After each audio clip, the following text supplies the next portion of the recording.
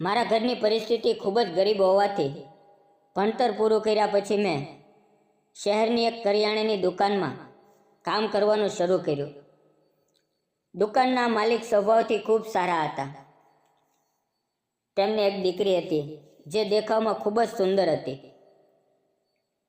માલિક બીમાર રહેવાને કારણે તેના બદલે દુકાન પર તેની દીકરી આવવા લાગી. ધીમે ધીમે અમારી સારી મિત્રતા થઈ ગઈ. એક દિવસ બપોરનો સમય હતો. અમે ભોજન કરીને આરામથી બેઠા હતા. વાતો કરતા કરતા અચાનક મારી નજર તેની નજરથી ટકરાઈ ગઈ અને ત્યારે કંઈક એવું થયું. મિત્રો, વિડીયોમાં આવતા નામ, પાત્ર અને ઘટના ફક્ત કાલ્પનિક છે. તેનો કોઈ પણ જાતિ, ધર્મ કે વ્યક્તિ સાથે સંબંધ નથી. આ વાર્તા ફક્ત મનોરંજન અને શૈક્ષણિક હેતુ માટે બનાવવામાં આવી છે. અન્યથા તેને તે રીતે જુઓ. મિત્રો, કહાનીમાં આગળ વધીએ.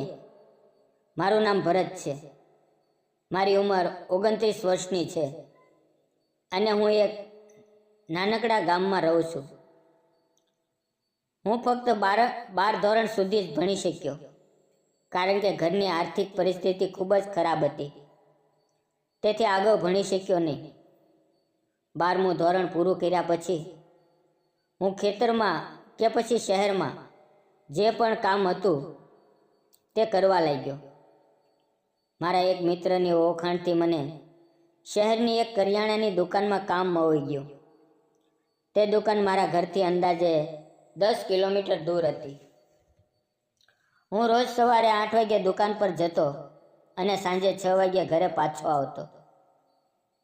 જ્યાં હું કામ કરતો હતો તે માલિક ખૂબ જ ઈમાનદાર અને સારા સ્વભાવના હતા. તે સમયસર મને પગાર આપતા અને મારી પાસેથી વધુ કામ પણ કરાવતા નહોતા. એક દિવસ હું અને માલિક બંને દુકાન પર બેઠા બેઠા ગ્રાહકોને વસ્તુ આપી રહ્યા હતા.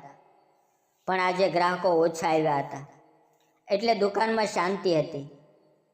અચાનક માલિકની છાતીમાં દુખાવો શરૂ થયો અને તે તેનો ચહેરો પકડીને બેસી ગયા. તેને જોઈને હું ગભરાઈ ગયો. મને સમજાતું નહોતું કે હું શું કરું. મેં તરત આજુબાજુના લોકોને બોલાવ્યા અને તેની મદદથી મેં તેને હોસ્પિટલ પહોંચાડ્યા. ડૉક્ટરે તપાસ કરી તો ખબર પડી કે તેમને હાર્ટ એટેક આવ્યો છે અને દિલમાં બ્લોકેજ છે. તરત જ તેનું ઓપરેશન કરવું જરૂરી હતું. મેં તેમની પત્નીને ફોન કરીને બધું કહ્યું.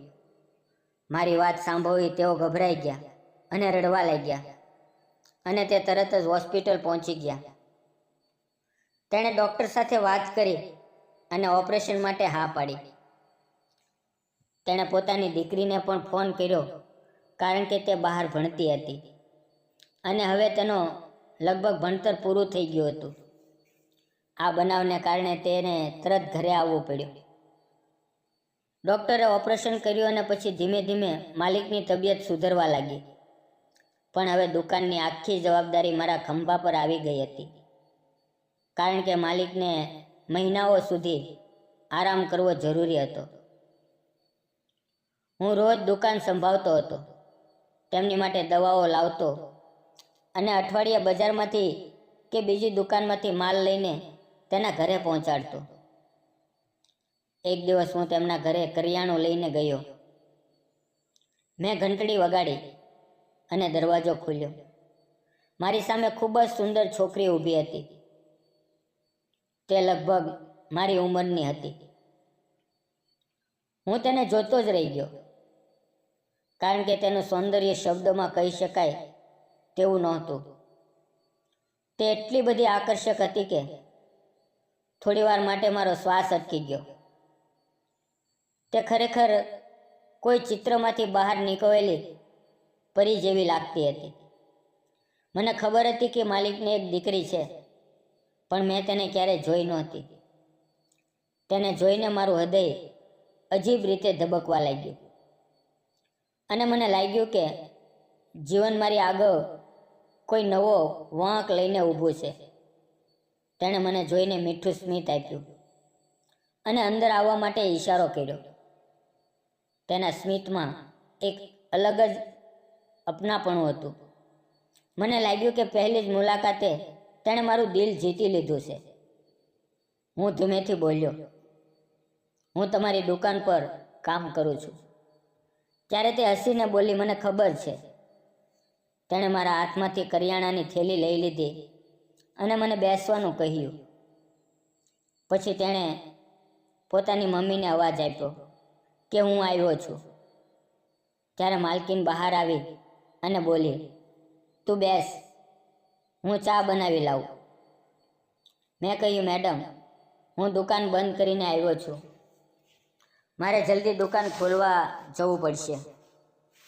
તે હસતા હસતા બોલ્યા, 5-10 મિનિટ મોડી ખુલશે તો કંઈ વાંધો નહીં, પણ ચા પીને જજે. તારા લીધે અમને ઘણો સહારો મળ્યો છે. જો તે સમયે તું દુકાને ના હોત તો માલિકનું ધ્યાન કોણે રાખ્યું હોત અને આજે કંઈક ન બનવાનું બન્યું હોત. તેના આવા શબ્દોથી મારી આંખોમાં આંસુ આવી ગયા, કેમ કે તેના અવાજમાં આભાર અને મમતા બંને હતા. માલિકની દીકરી પણ ત્યાં હતી. તે મને ધ્યાનથી જોઈ રહી હતી. તેની આંખોમાં પણ મારા માટે આદર અને અપનાપણું દેખાઈ રહ્યું હતું. થોડી વાર પછી માલિકની દીકરી પોતાના નાજુક હાથોમાં મારી માટે ચા લઈને આવી. મેં ચાનો કપ લીધો અને ચા પીવા લાગ્યો, પણ મારી નજર ચા પર ઓછી અને તેના પર વધારે હતી. તે મારી સામે ઊભી રહી અને મીઠા અવાજમાં બોલી, થેન્ક યુ. તમે મારા પપ્પાની સંભાળ લીધી. તમારો ખૂબ ખૂબ આભાર. મેં ધીમેથી કહ્યું, આમાં થેન્ક યુ કહેવાની જરૂર નથી. આ તો મારું કર્તવ્ય હતું. ચા પીધા પછી હું શેઠના રૂમમાં ગયો અને તેમની તબિયત પૂછી. હવે તે ધીમે ધીમે સારા થઈ રહ્યા હતા, પણ ડૉક્ટરે તેને હરવા ફરવાની ના પાડી હતી. એટલે દુકાનની બધી જવાબદારી હવે મારી ઉપર હતી. મેં પણ તેને ખાતરી આપી કે તમે ચિંતા ન કરો, હું દુકાન સારી રીતે સંભાળીશ. એ રીતે 5-6 દિવસ વીતી ગયા. પછી એક દિવસ હું દુકાન પર હતો ત્યારે અચાનક માલિકની છોકરી ત્યાં આવી. તેણે મને જોઈને સ્મિત કર્યું અને મારી બાજુના ટેબલ પર બેસી ગઈ. હું આશ્ચર્યમાં બોલ્યો, તમે અહીંયા?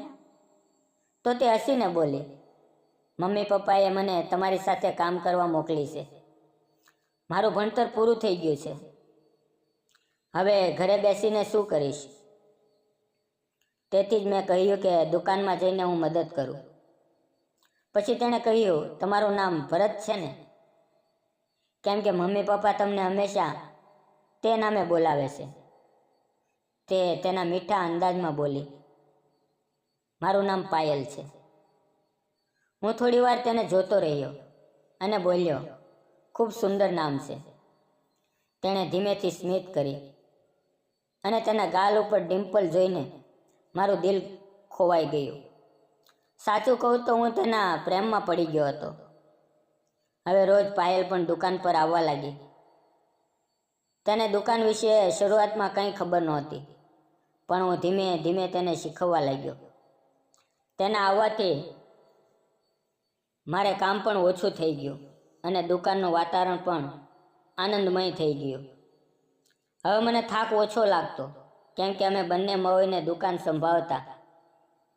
અમે ઘણીવાર એકબીજાને નજરથી જ ઘણું બધું કહી નાખતા અને ક્યારેક એકબીજાને જોઈને સ્મિત આપતા.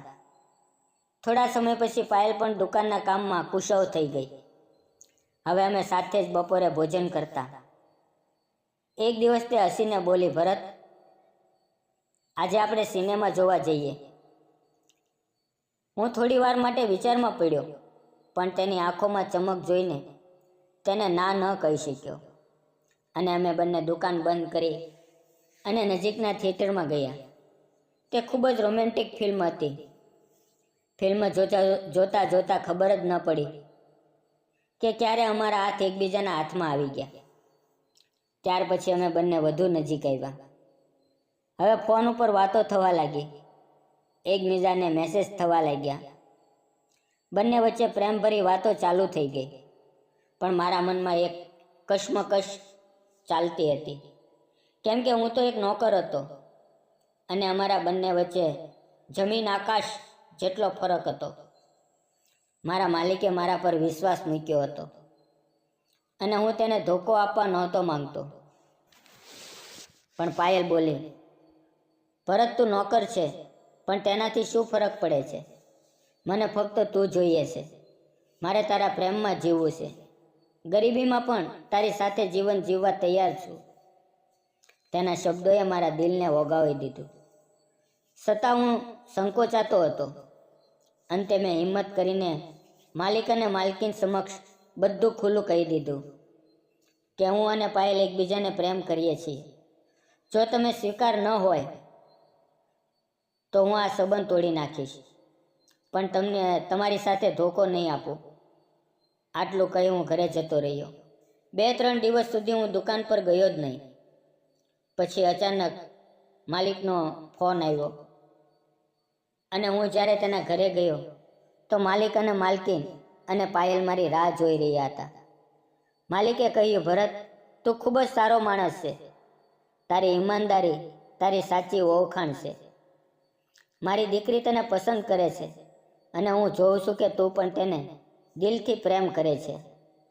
એટલે અમે બંનેએ તમારા લગ્ન માટે હા કરીએ છીએ. તેની વાત સાંભળીને મારી આંખોમાં આનંદના આંસુ આવી ગયા. થોડા દિવસમાં અમારા બંનેના લગ્ન ખૂબ ધામધૂમથી થયા. એ દિવસ મારા જીવનનો સૌથી સુંદર દિવસ હતો. આજે પણ પાયલ મને એટલો જ પ્રેમ કરે છે જેટલો લગ્ન પહેલાં કરતી હતી. મિત્રો, સાચા પ્રેમમાં પૈસા, દરજ્જો કે પરિસ્થિતિ મહત્વની નથી.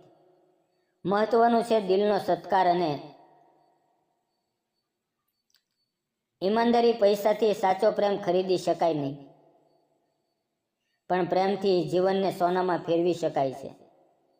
જો મારી આ નાની એવી પ્રેમ કથા તમને ગમી હોય તો પ્લીઝ વિડીયોને લાઈક, ચેનલને સબસ્ક્રાઈબ અને નાની એવી કોમેન્ટ જરૂર કરજો. ફરી મળશું આવતીકાલે એક નવી વાર્તાની અંદર. ત્યાં સુધી આવજો અને વિડીયો પૂરો જોવા બદલ આપ સૌ મિત્રોનો દિલથી ખૂબ ખૂબ ધન્યવાદ. ફરી મળશું મિત્રો આવતીકાલે. ત્યાં સુધી આ તમારા ગુજરાતી મિત્રને રજા આપો. ધન્યવાદ મિત્રો.